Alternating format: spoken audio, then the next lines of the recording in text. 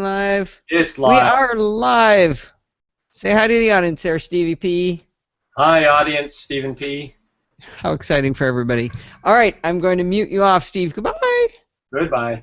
Unless you have any messages for the NosillaCast ways. Goodbye for a month. Just remember that Allison will be gone for the next 3 weeks.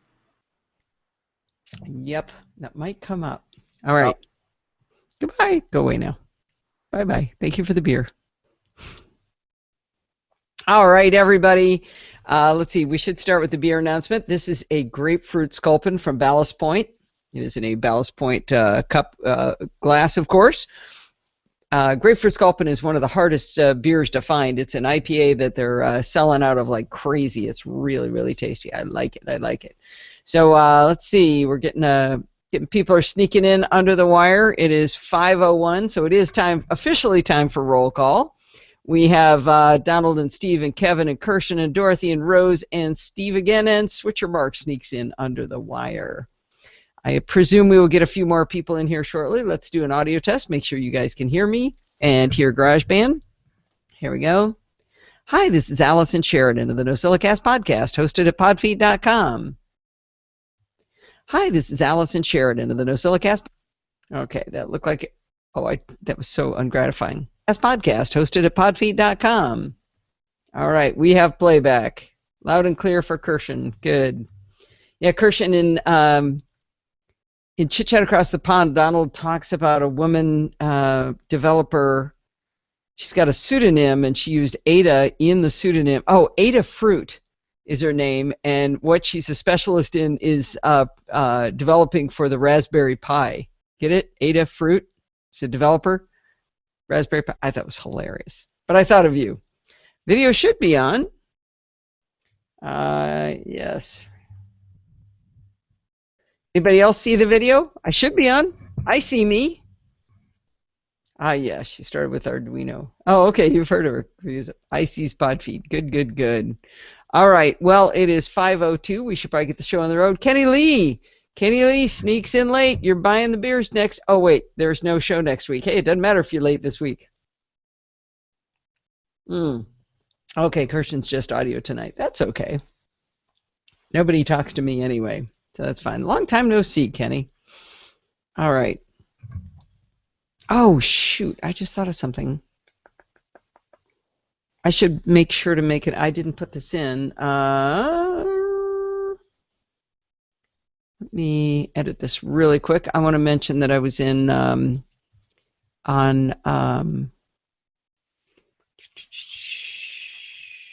let's see.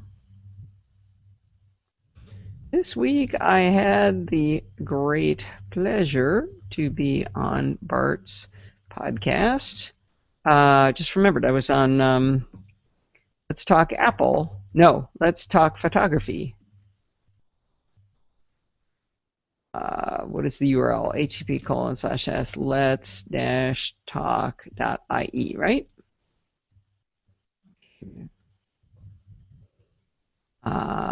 Where Antonio Rosario. Sorry, you're listening to me type. I forgot about this note. Antonio Rosario, me, Bart, and Mark. How do you pronounce his last name? Pauly.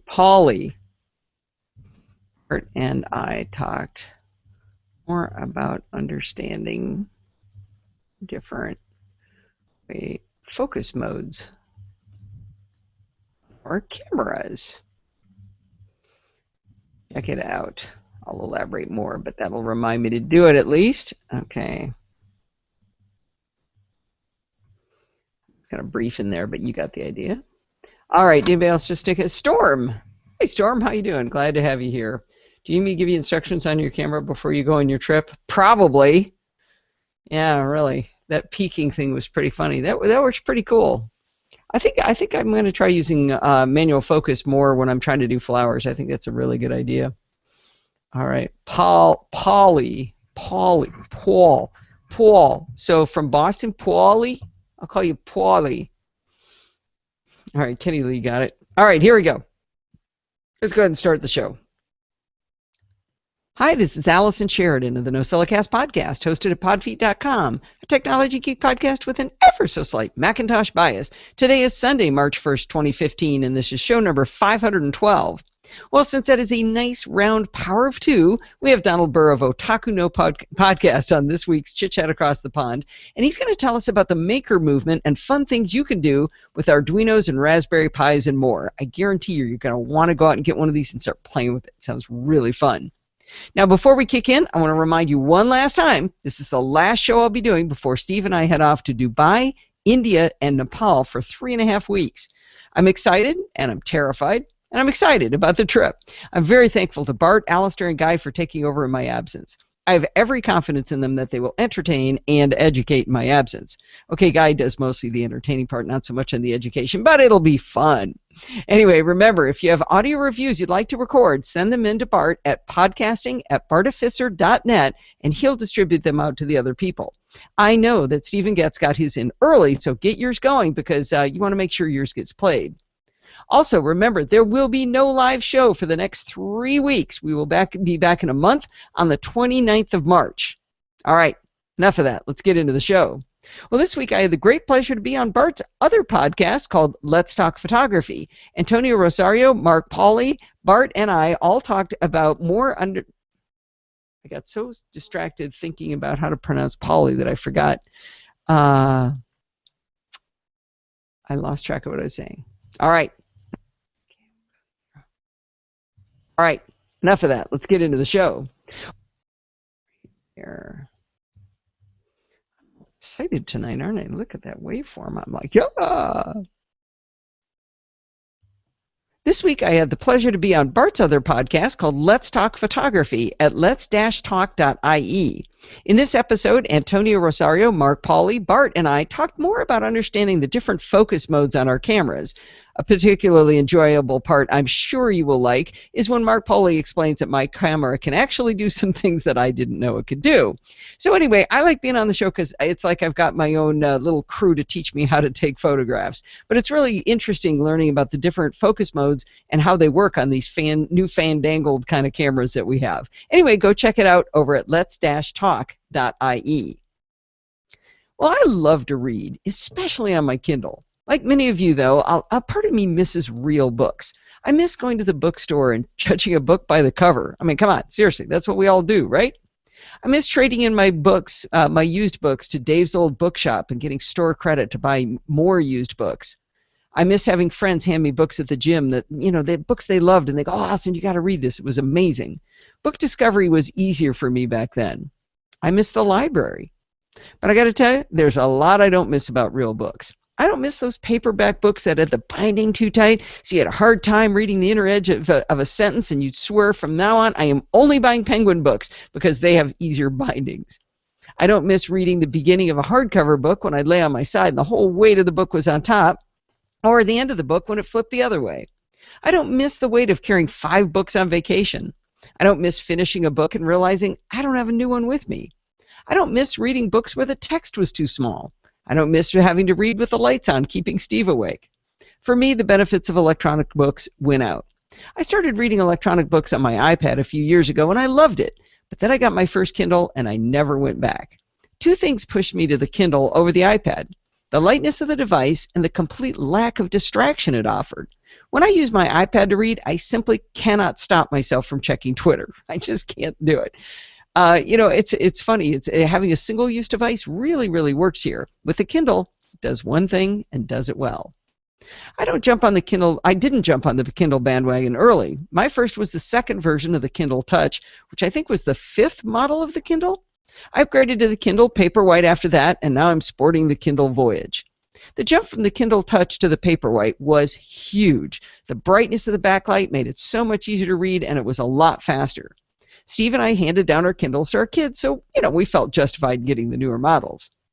I have to say, though, if you have a Kindle Paperwhite, the jump to the Voyage is not nearly as big as people say. It's pretty and it feels nice, but people describe the look of the text as being amazing, like going to Retina from non-Retina.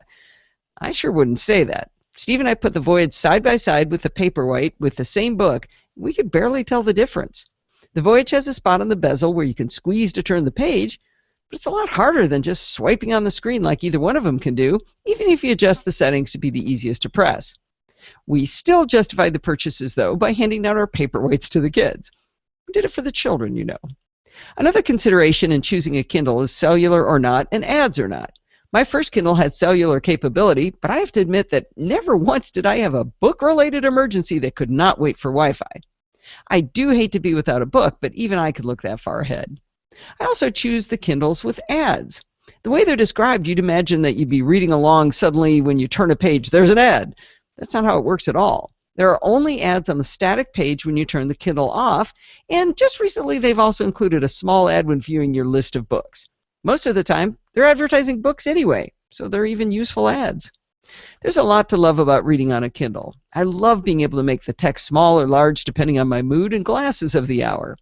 I love having the backlight on for nighttime reading. The Voyage has a setting where you can have the light slowly dim after you shut off your room lights. That makes me really happy. I love being able to flip the page with a gentle flick of my finger. You know, when you're cold and you don't want to pull your arm out of the covers to turn the page, you can just tap it and move on. I love sharing an Amazon account with Steve and my kids so we can share books. I love how I can touch on a word and get a definition. I love it when I think, hey, that's not a real word, and the Kindle's dictionary proves me right. I am almost always right on that kind of thing. I actually have a pretty good vocabulary. I love being able to buy books on my Mac and have them instantly sent to my Kindle. I love how if I'm out and about and I get stuck somewhere, I can open a book on my iPad or iPhone and pick up right where I left off on my Kindle that's sitting at home. That Whisper Think thing is really cool. One time, Steve forgot his Kindle at Lindsay's house, so I just let him use my iPad to read until we had a chance to get back. It's not all happy, happy, joy, joy, though. I find the Kindle menus really confusing and slow to navigate. In my ideal world, I would be able to categorize my books, maybe even having tags or other metadata. I can picture read versus not read, or who told me to read a book, maybe a tag for read right away and one that says read when you're desperate. Instead, I have on device and on cloud. To be able to tell which ones I've read, I have to look at each book and see if the little dots go all the way across the bottom. Now, if I loan it to one of my kids, or one of my kids reads it, those dots are going to change anyway, so that doesn't help. They do allow you to create categories, which are kind of like folders, but creating them and moving books into them is tedious and confusing. I originally thought you could only put things in one category, but luckily I posted what you're hearing right now as a blog post before telling you about it, and Michelle York commented on the blog that at least on her Kindle, she's able to put books in more than one category. I tested it, and she was right. That was a big breakthrough. As far as I know, though, these categories only apply to on your Kindle, not to books in the cloud. I'm going to stop because Steve was chatting to me. Did I screw something up? Did I say whisper think? It might be. I'm going to leave it. That was funny anyway, right? All right, stop and have a beer. What have I missed? Man, I talked a long time without talking to you guys.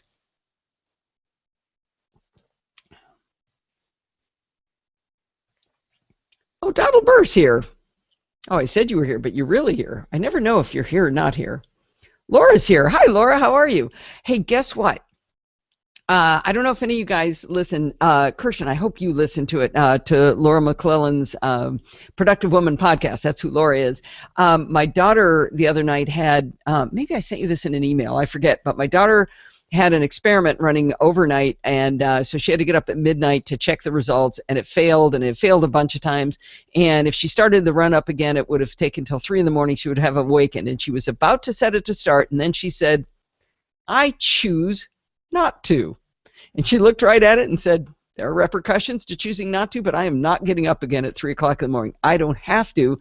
I choose not to. I was really, really proud of her. She really took that whole discussion to heart. She really, really enjoyed your show. So that was really cool. All right. Let's keep going. All right. Oh, I scrolled the wrong spot. Crossfinger. Steve likes that little dot. What is all this dot going on with everybody? Oh, we need to find you a new house out here, Kenny. You moving out? Let's see. Let's keep going. Dr. Dream. Hey, Dr. Dream is Gary Apter. Is that right? Did I guess right? You realize I have to remember all you guys' Twitter names and your chat room names and your real names and how many kids you have and what kind of dog you have? Considering I look pretty good. Half an inch of snow here in North Texas shuts the state down. Actually, I posted a thing in Facebook that I found that it was one of those little e-card cartoon things, and it said the reason the North won the Civil War was it snowed a half an inch in the South and they lost their minds. All right, let me keep going here. I'm having too much fun with the chat room. Guilty. Ooh, I got it. Hot dogs. I have 92 books in my library, and even via the web, I can only view them by when they were purchased or alphabetical order. That's it. Especially with sharing of an account, this thing is a big mess, and I can't figure out how to organize it. Over time, it's only going to get worse. I kind of feel like a hoarder, surrounded by piles of books with no order to them. I also really, really miss the ability to flip back through a book to try to remind myself of something I've read. For example, I'm reading a book right now that has a lot of very colorful and interesting characters, and they're all related. There's grandmas and daughters and granddaughters and mothers and fathers and kids. It's a big mess. But I can't remember, is Margie Veronica's mother or grandmother? I get confused. If I were reading this as a paper book, I could easily stick my finger to hold my place and flip through the pages till I found where they explain that relationship. I know with an electronic book I could place a bookmark and I could tap, tap, tap, tap, tap, or choose the go to a page to try to move by a chunk of pages, or even use search, but neither method is efficient for skimming to find something. I really miss having people hand me books they love. I know there's book clubs online, but I haven't yet done a good job of joining any of them. I'm in Goodreads, but I haven't invested the time to put in the good books I like and the ones I didn't like so that I can find my tribe. I really do plan on doing that someday. If anybody has a suggestion for the best one they found, if they're really good at reading and they like to do this, let me know. I should mention that people do still hand me real books, but I actually can't stand reading real books anymore. I miss the idea of real books, but I think I don't actually miss real books. I felt badly, like my brother bought a brand new hardback book and paid to mail it to me. I didn't have the heart to tell him I wasn't going to read it, so I snuck out, bought it on Amazon, and read it on my Kindle and never told him. He was never the wiser. I'll tell you the worst part of reading electronically, though. Books end early. The Kindle gives you a couple of ways to tell how far you are into the book. You can see a page count, but it changes depending on how big your text is. If you have really wee tiny text, you have fewer pages, right? That makes sense. You can see what percentage you are through the book, which I find much more useful. But sometimes the book ends well before 100%. I know that does happen with real books, but sometimes it's because of an index or it's a preview of another book. And somehow in paper books, it didn't seem to happen as often. I know it did sometime. They'd be like, the next book by Janet Ivanovich. She was notorious for that. So, I don't know. Maybe it's because bits are cheap, so including all that other glop is easy. The worst case of this happened to Steve. He was 50% through a really good book when it suddenly ended. The second half was a totally different book by an author he had never heard of. Can you imagine how annoying that was? I mean, I'm sure the publishers thought, hey, we're giving him a free book. He's going to be really happy about this because he had this whole other book. But he thought he was halfway through a really, really good book and all of a sudden had nothing left. Really, really was irritating. Another problem I had was I read the book What If by Randall Munroe. He's the comic artist who does the XKCD cartoons. It's a fantastic book. It's really, really good, but it was horrible to read on the Kindle. Munroe includes cartoon illustrations in his books, but the Kindle operating system simply can't handle them. I tried to turn the page, and it would do nothing for a really long time. I actually thought my Kindle was failing because the experience was so bad. In addition, the drawings were so tiny, I couldn't even read the captions anyway. I could make the text of the books, an inch tall, but the drawing stayed the same size. So I didn't get the jokes, and the reading experience was dreadful. I'd avoid buying any books with graphics, even stick figure cartoons, if you're going to read them on the Kindle. Back to things I like about electronic books. Years ago, I posted how angry I was with the publishers that the price of ebooks wasn't significantly lower than the price of paper books. With paper books, you have so much waste, they have to be more expensive.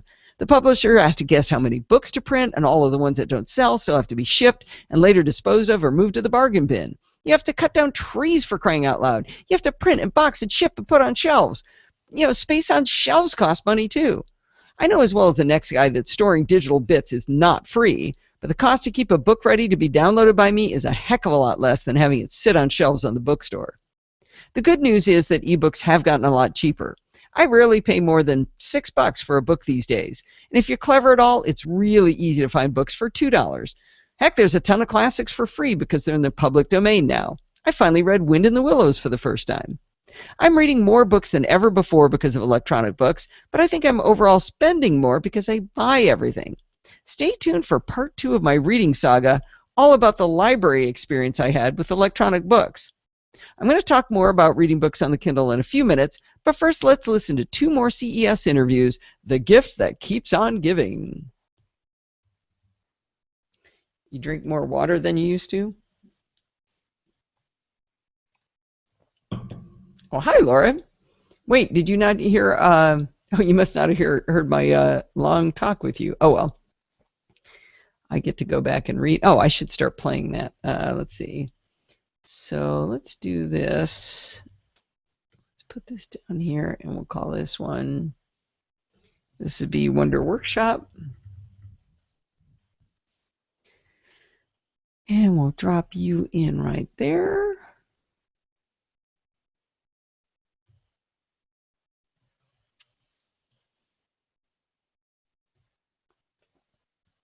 Actually. More CES interviews, The Gift That Keeps on Giving.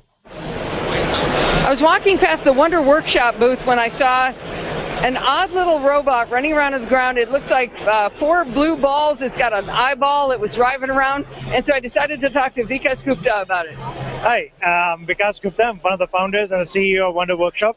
And this is Dash. We design robots Dash and Dot to help kids as young as 5 and to any age above that to learn to code and have a lot of fun. Learn to code with a robot. That's right. So the robots come with 4 applications that sit on an iOS device like an iPad or a tablet.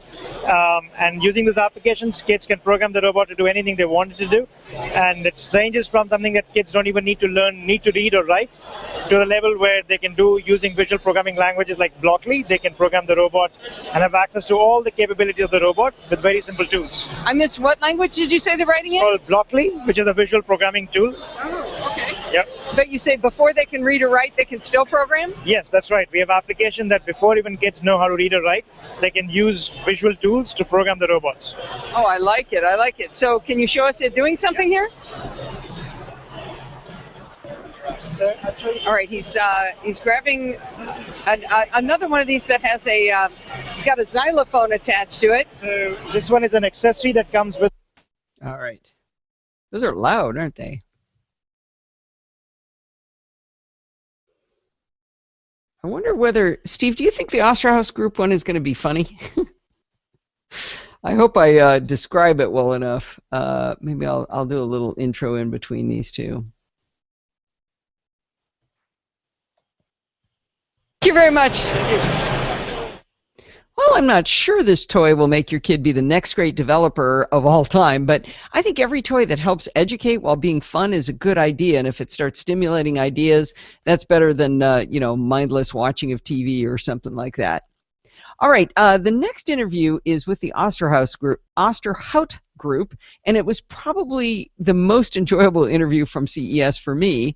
All right, Steve's telling me to hold on. I screwed that up anyway. Are you still hearing it, Steve? Yeah, I don't understand why that sounds so different, because they sound fine to me. All right, Steve. Let's see. Steve giving me an opinion here. Here we go. Tell me back. Hold on. It's okay now. What's okay now? I was playing another window. Steve. Oh, I'm allowed to go ahead now because Steve's done. So what I was asking you, Steve, was whether you thought it was, I think I should still play the Osterhaus Group, but it might not. I'll give them a warning that it might not be, it might be pretty visual. I think that's what I'll do with it. All right, yeah, play it.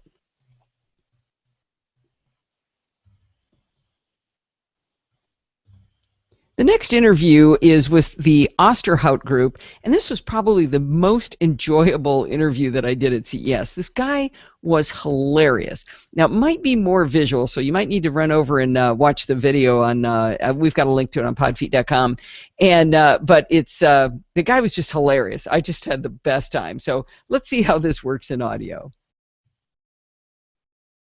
This guy was so funny, and he was hilarious. Wait. Ebooks won't be permanent. Real issue today due to formats. And oh, yeah, that's an interesting point, Gary. Okay, let's see how that sounds. The guy was just hilarious. I just had the best time. So let's see how this works in audio. Are you ready? I have absolutely no idea what is going to happen in this interview. We've been laughing for about 10 minutes here. Oh, it's going to be good. You're going to like it. It's going to be fun. All right. Well, it's going to be fun. Steve Jameson from ODG stopped us and said we had to look at his glasses. Have to look at my glasses. They're very cool. So basically what this is a high-end tablet you wear on your head. So. Okay, so funny. Love that guy. Oh, this is going to be a long show. It's going to be a really long show. We're at 24 minutes and I haven't started on part 2. Oh, well. That's okay. Donald and I were actually surprisingly crisp today. I think we only went about 44 minutes. I mean, 44 minutes. That was a long interview. Yeah, Steve, how long is that one? I'm not even sure it's good in audio. Ooh, it was 8 minutes. Yikes. That's all right. Manicotti. I like manicotti. Yeah. Okay. All right, here we go. Thank you very much. My pleasure. That was fun. That was fun. Thank you. Well, if nothing else, you can tell I enjoyed myself. Well, let's get back to books. The one thing I still can't crack the code on is how to get books from the library. I know people far less tech-savvy than me who have it all figured out, but it still baffled me. Here's the problem. The electronic connection to my library clearly was written by database administrators, not people who read and love books.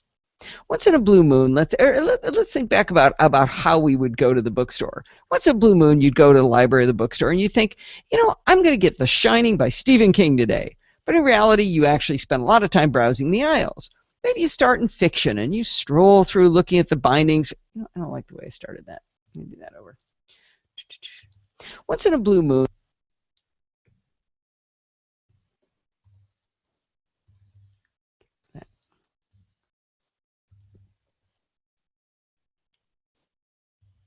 Let's back up a little bit and talk about how normal people go look for books.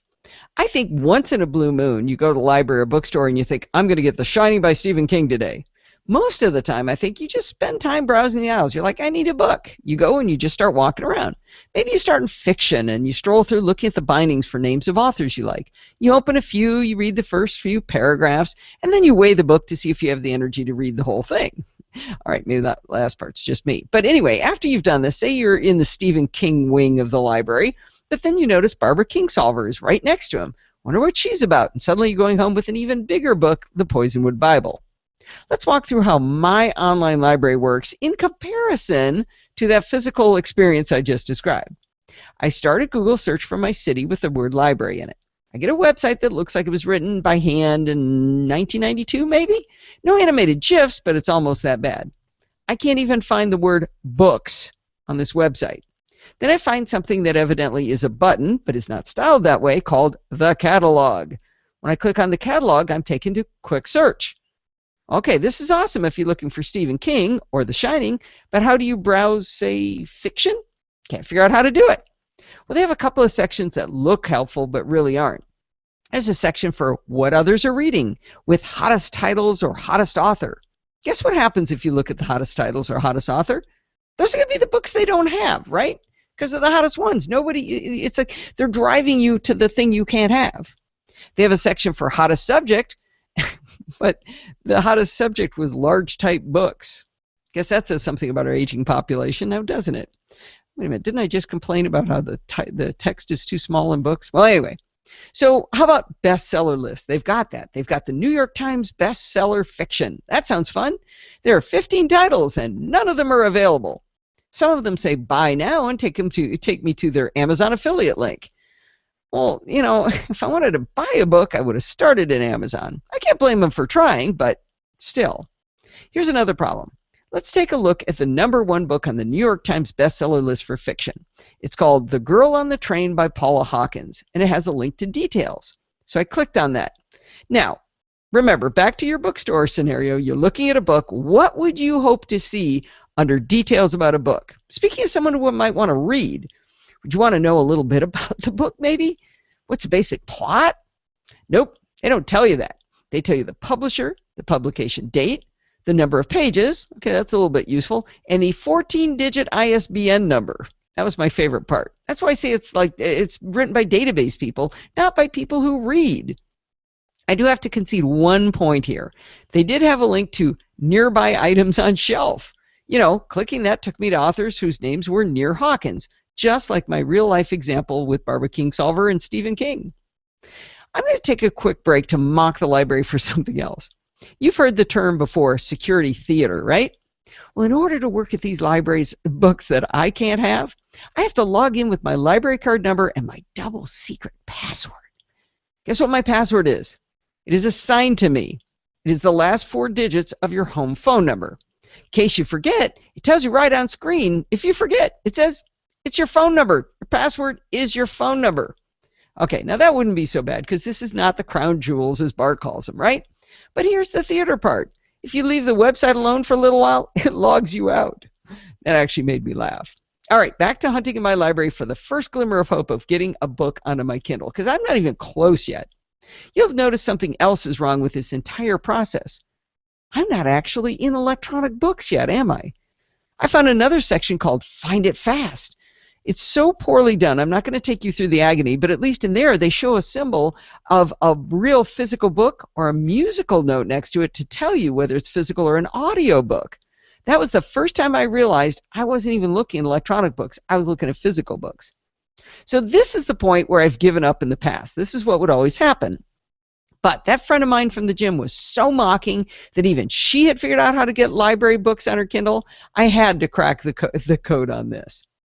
All right, I went back to the Googles.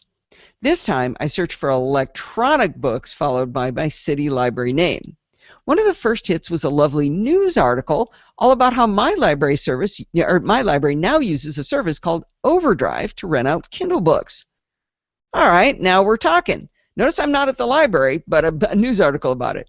So I click the link to Overdrive, and it takes me back to that original cryptic book for my library.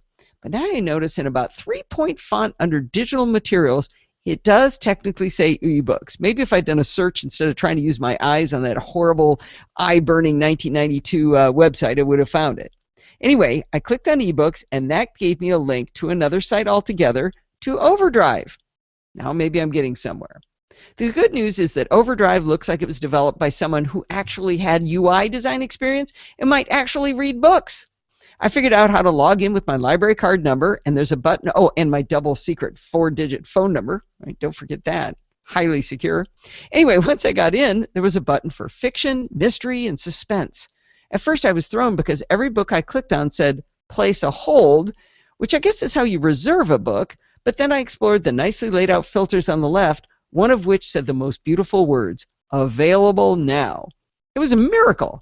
I was able to filter by Kindle books as the format, and the Kindle itself was my device, and now I had 1,290 available books from which to choose that could actually go on my device. I was beside myself. It was a reading miracle. Think about what it was like without this. It was like if you walked through a library where they put out fake books where the real books would be if they weren't already checked out. I followed the directions to borrow a book and download it, curious to see if it would deliver the book to me or how it would do that. I assumed I'd have to hardwire my Kindle to my Mac and use some janky third-party tool, but instead it simply took me to Amazon's interface with an option to send it to one of my 26 different devices capable of reading a Kindle book. It was delightfully easy. Now I see why my other friends actually like reading books on their Kindle-capable devices. I mentioned this to my friend at the gym, and she said, "Oh yeah, did I forget to tell you about Overdrive?" I'm like, "Yeah, you did." And I said, "Well, and how did you know about Overdrive?" And she goes, "Somebody told me." I've taken you through this long, torturous journey as I've spent literally hours over the last few years trying to figure out how to borrow a darn book from the library. Maybe there's an easier way to get there than my particular path, but I'll give you a hint. Go to overdrive.com and hope your library supports Overdrive. All right, who should be listening to Podfeed? What's my tech ebooks are DRM free? Sandy snuck in. Hi, Sandy. How are you? Nice to see you again. My neck hurts. The app audio stopped for a couple seconds. No, that was me. Oh, Kenny Lee's audio went back to the start of the show? Yell at Donald. He's in here tonight. Oh, wait. Kenny won't be able to hear me.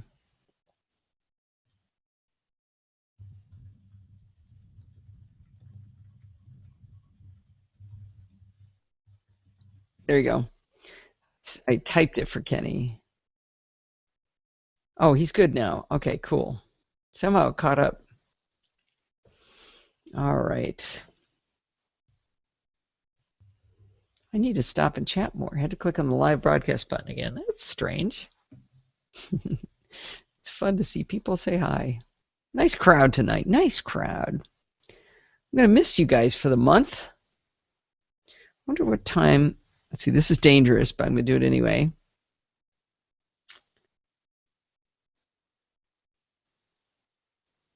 Okay, it's 7:06 in the morning right now, so that would be 6:06.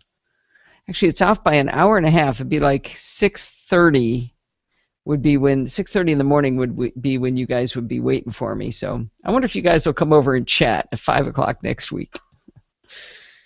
All right, here we go. I have to say, I am so glad I started making blog posts midweek so that some folks get a chance to respond to them, making the information richer for the rest of you. You know, I mentioned earlier that, oh shoot, what was the name of the woman? Doggone it. What is her name? Its last name is York. Michelle York. That's who it was.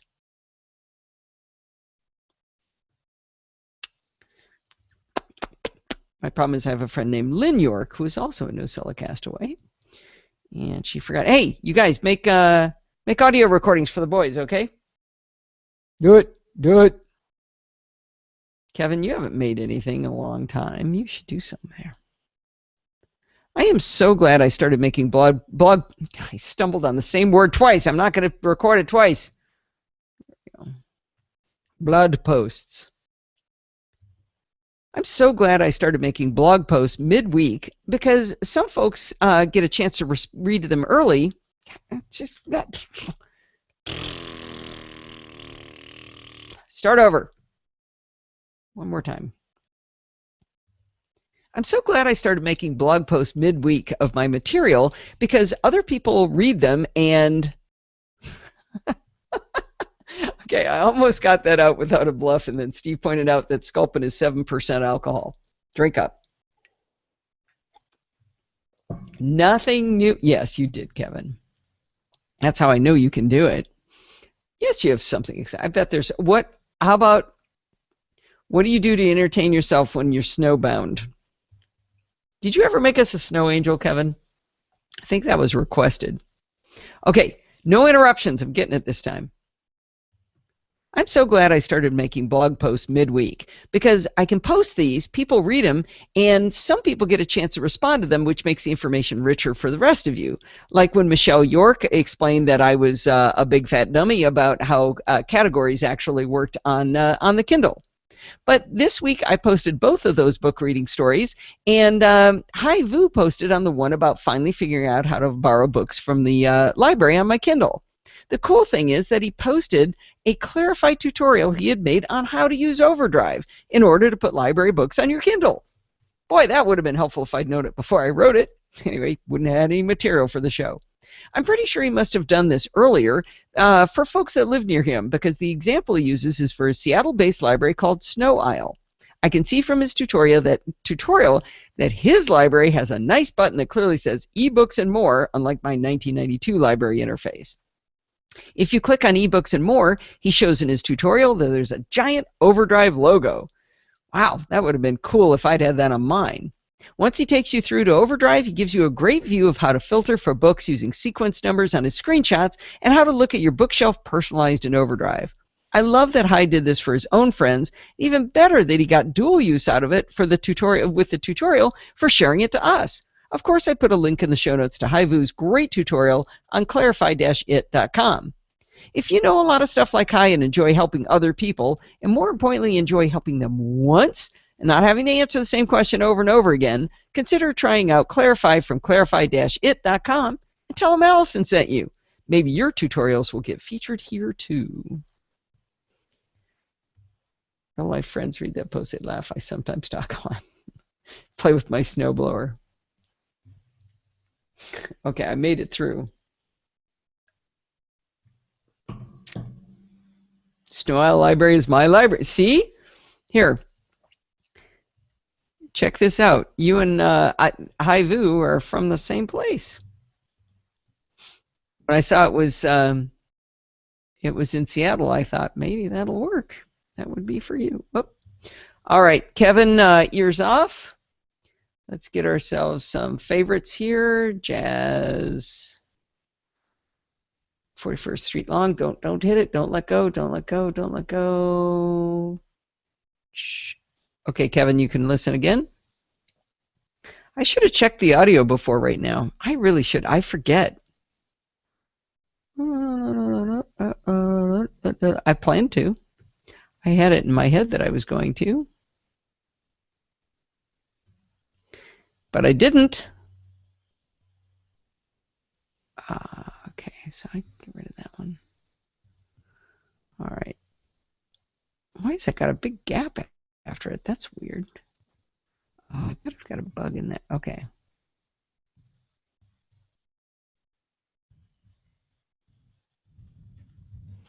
Okay, here we go. Chit Chat Across the Pond, dropping in. Donald's here a lot of times. Barb H. Hi, Barb H. Are you new here? If you are, lovely to meet you if you're here on purpose. It's probably lovely to meet you whether you're here on purpose or not. Anybody know Barb? I think Barb is new. Rose, I always think of Steve as Stevie P now because of you. Did you know, you've seen on Facebook that he ended up calling himself Stephen P? Sometimes I call him Stephen P at home. Okay, Steve, get ready for the symbols. All right, let's do a symbols check here. I think that's going to be too far away, though. Let me move those guys in a ways. Maybe your tutorials will get featured here. Nope, that's too early. The waveform lied to me. Maybe your tutorials will get featured here too.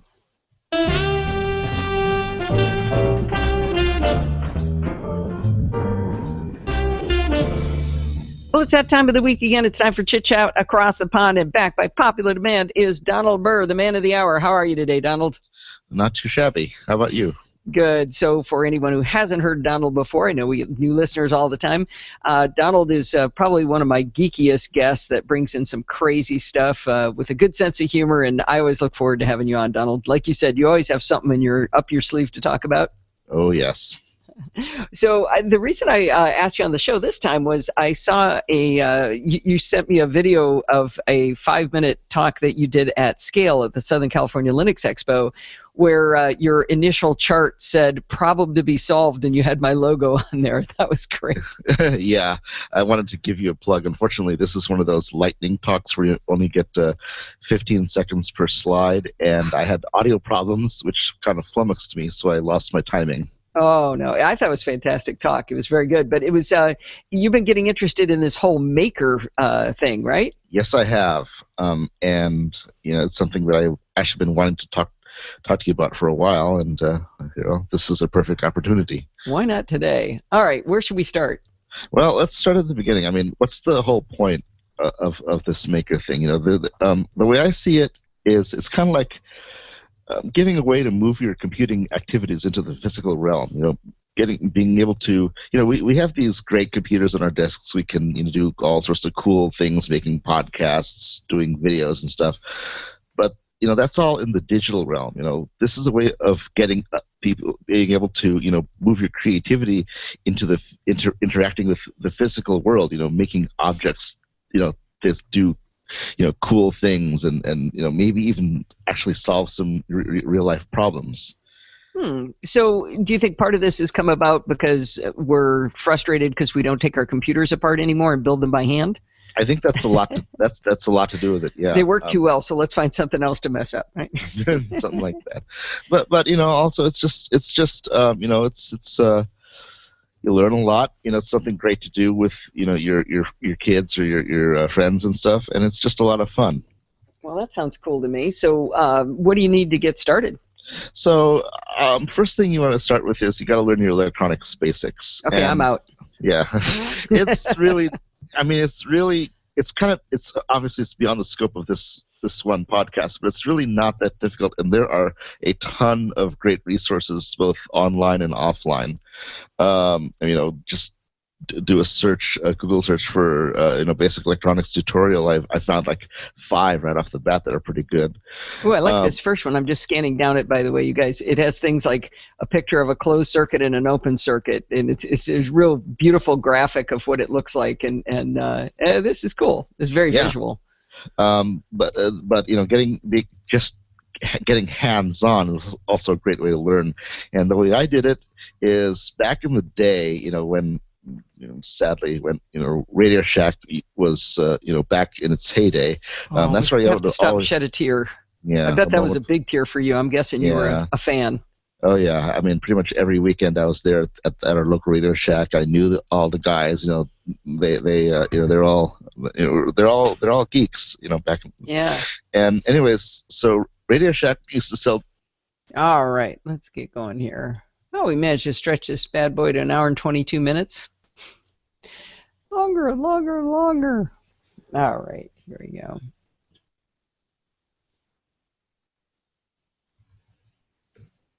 Oh, that's too. What have I done here? I like the idea of having those over on your site so we drive some traffic your way too. All right, will do. All right, thanks a lot for coming, Donald. Awesome. Have a nice day. Well, I always have a good time with Donald, and I hope you guys enjoyed that too. But you know what? That's going to wind us up for this week. Many thanks to our sponsor for helping to pay the bills, the makers of Clarify over at clarify-it.com. Don't forget to send in your audio recordings to Bart at podcasting@bartificer.net, and hopefully I will be tweeting over the next 3 weeks, so you can follow me on Twitter @podfeet.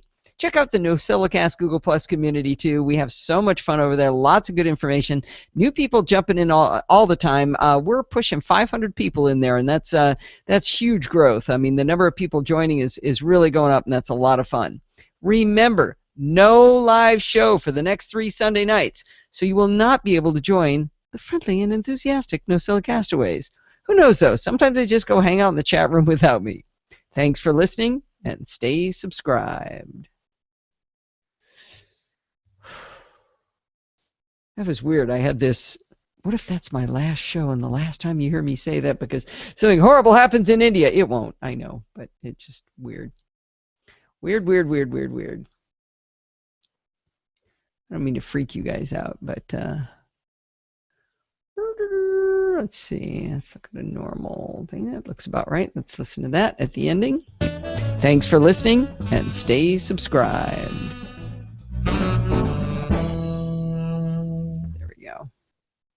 Nothing I ever worry about ever comes true. That's bad. So don't worry, Kevin. All right, we're going to drop that in at about 5 seconds there. Or 1 second, I mean. All right. Sarah and I both say done. Say done? Oh, wait, only worry about your wingman, not me? You left us with the G-men. Nothing will. Nothing will. I shouldn't have said that out loud. I just think of weird things sometimes. Like I remember when I go bike riding, I suddenly have this image of what if somebody I'm coming down a street and somebody opens the door and I hit it and I go flying and then I land and somebody drives over my head. I mean the whole thing just like plays out in front of my eyes. It never happens, so it's fine. Nice round power of 2. Wait. What? Wait a minute. What's going on here? Hi, this is Allison Sheridan of the NosillaCast podcast, hosted at podfeet.com, a technology geek podcast with an ever-so-slight Macintosh bias. Today is Sunday, March 1st, 2015, and this is show number 512. Okay, why did that not line up? Okay. That's weird. I like that Kevin would be worried about his wingman, though. That's really nice. 112. Well, since and this is show number 512. Well, since that is a nice. All right. Let's see. Let's zoom way out on that. Let's stitch all this together. Hope you like that book stuff. I was really in a book mood. Now you have to leave the lights on. Nice binary number. Oh, Kirshen, yeah, you came in a few minutes late, but Donald made a point of saying, "I'm really glad I was in a nice power of two kind of a show." So that was kind of funny. So I had to make a joke about that at the beginning. He is such a dork. I like to give him a hard time during the show about that. He was talking about how he got an office. He didn't say this on the show. He said it in text earlier. He got an office number that happened to be the same number as the part number on the disk drive in like a TRS 80 or something like that. So he peeled the label off of one of those disk drives and put it on his office door. It's like, such an awesome geek. I just love it. List the show number as binary. That would be awesome. Somebody go figure that out. Maybe do it in Roman numerals. All right, we should share, export to song to disk. We're actually done early tonight. So I might just call it after this. We're finishing up. Unless you guys want to chat while I work on the show notes. But I could let you guys out of class early if you like. Those lovely images of getting another glass of wine. Nice, Sandy.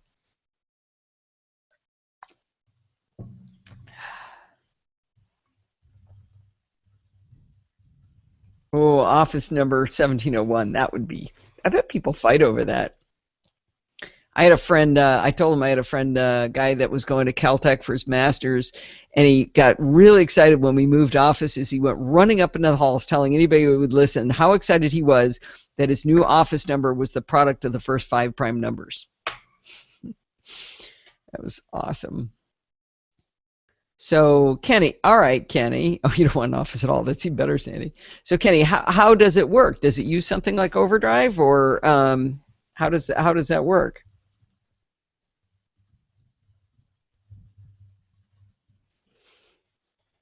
I think maybe the whole problem might stem back to that the library should have a link that goes electronic books with a button.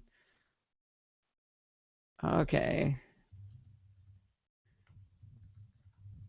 I'm asking Kenny, how did you know? How did you know it used Overdrive? Because once I knew, it was easy peasy, but apparently that's a state secret.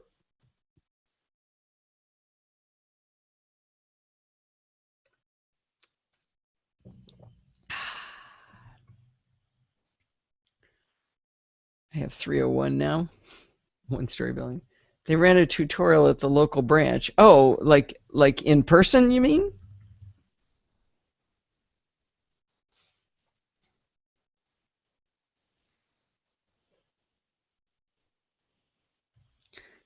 Yeah, Rose, being with Wally and Wendy, and actually Raleigh and Caroline are going too, who we met through Wally and Wendy and Donald and Don and Barbara, and they're crazy travelers. They just got back like a month ago from Vietnam, so they've gone a lot of places. So I'm not very worried about it. I just am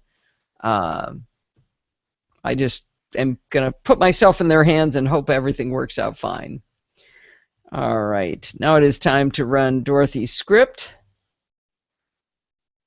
If I can find it, find her, the file, 0301.band or .aiff, services, run Dorothy's script, and that does all of the magic. Oh, I gotta find that script and package it up to give to the boys. That's on my to-do list. So yeah, that sounds great if it's got overdrive, but you know what? Give a girl a hint for crying out loud, don't you think? Should not have been a state secret. Okay. Compress. There we go. All right, and I'm going to put that over in OneDrive. It's driving Bart crazy that I'm using OneDrive. It's really bothering him. Let's see. Share with others. No. Podcast. Where's podcast? Ah, shoot. You're going on the desktop, I guess. Where did it go? OneDrive is a good place to share stuff. I'm really liking it. Lunch with work friends. What is that? Oh, to put up photos and stuff. Yeah. Let's see. I'm going to put this here. That will bother him. Yeah, OneDrive is awesome. I'm really, really happy with it. Bart ran into a problem. Bart said OneDrive is broken. It doesn't work at all. And it turned out on Safari, he was unable to access it. I mean, it gave him an error message, like the page was, like OneDrive was broken. And I told him to try Chrome, and it worked fine. But Safari worked fine for me and Guy and Alistair. And I don't understand that. And it also worked. Stephen Getz tried to give him something on Safari or on OneDrive, and it wouldn't work there either. Tried to give him an audio recording, it didn't work. But that doesn't make any sense. Different security measures for Bart on Safari. Yeah, I asked him whether he was running, you know, that maybe he was running NoScript or something like that, and he said it was vanilla with the only thing he had added was the 1Password plugin. Actually, I should try adding the 1Password plugin and seeing if it breaks it, because that's the only thing he had. Very weird. Very, very strange. All right, guys. Well, it is 5:57. I think it is time to get going. And feels weird to say goodbye for a month. You know, I really like having you guys here. I love talking to you. It's funny to have a one-way conversation, but then you guys can type back and say obnoxious things, so that's good.